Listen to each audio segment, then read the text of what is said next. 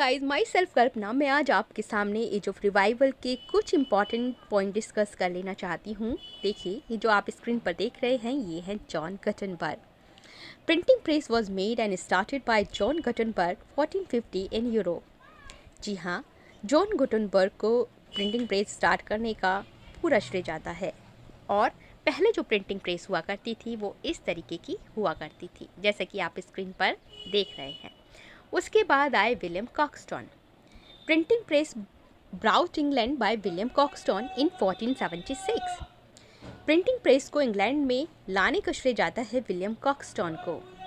और उसके बाद अब हम बता रहे हैं आपको हेनरी द एट्थ। ये है किंग हेनरी द एट्थ।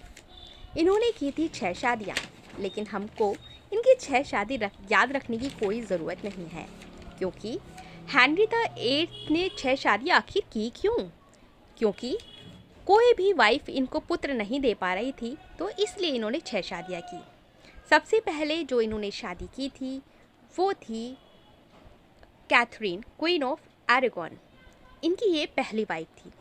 इसी से इनको डॉटर हुई थी मैरी द फर्स्ट, जिसको ब्लडी मैरी के नाम से जाना जाता है।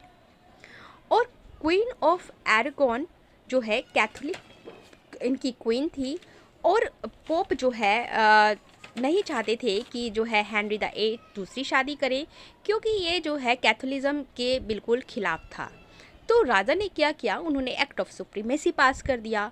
एक्ट ऑफ सुप्रीमेसी में क्या हुआ कि उसमें जो है जितनी भी पावर थी पहले पोप के हाथ में हुआ करती थी, लेकिन उसके बाद जो सारी पावर है राजा के हाथ में हो गई। इस तरीके से एक्ट ऑफ सुप्रीमेसी की शुरुआत हुई 1534 में, और तभी से स्टार्ट हुए एंग्लिकन चर्च।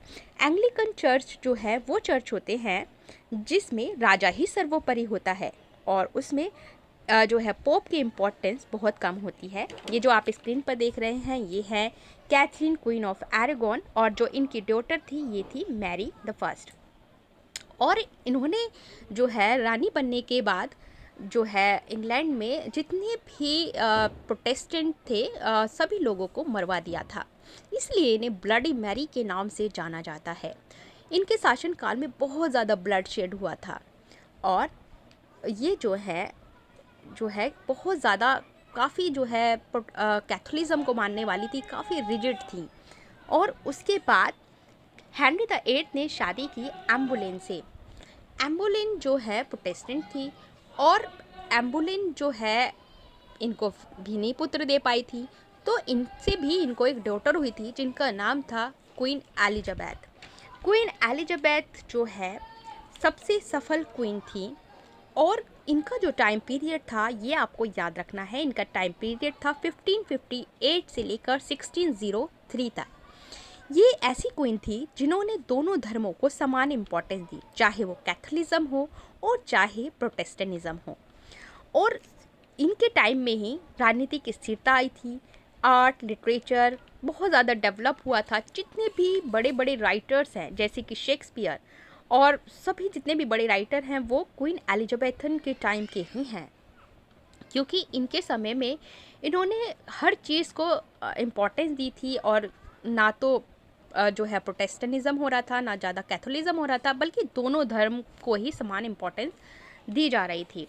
उसके बाद हेनरी द एट्थ ने शादी की सरमोर से। ये इनकी वो वाइफ है जो हेनरी द एट्थ को पुत्र देने में कामयाब साबित हुई, और इनसे इन्हें जो है पुत्र हुआ एडवर्ड सिक्स्थ।